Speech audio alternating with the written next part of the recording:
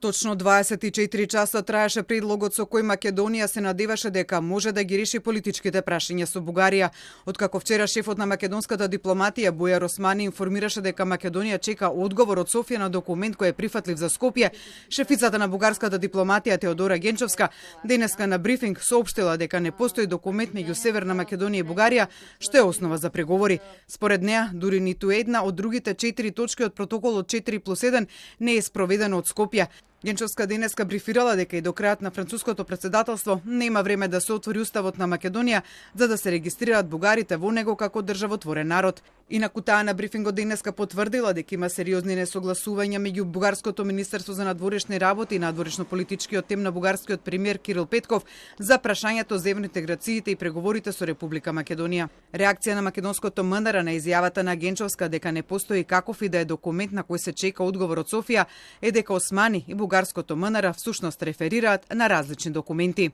Од МНР за Телма појаснуваат дека Османи во вчерашната изјава зборувал за португалскиот предлог за надминување на спорот, а од и бугарското МНР зборува за документот кој Македонија го доставила на Бугарија на самитот на НАТО во Рига во декември како контрапредлог на незиниот документ со 5+1 барање од септември. Ваквите позиции на двете министерства ги прават уште понејасни работите околу преговорите за надминување на политичките прашања, ако се има предвид дека изјавата на Османи вчера беше дадена на конкретни прашања дали постои нон-пейпер за кој во моментов се разговара меѓу двете земји како решение. За жал, се уште не можам да кажам дека имаме договор двете страни по однос на еден документ кој што би требало да биде сеопфатно решение за сите разлики кои што ги имаме со Република Бугарија. Да, има еден таков документ кој што ние сме спремни да го прифатиме,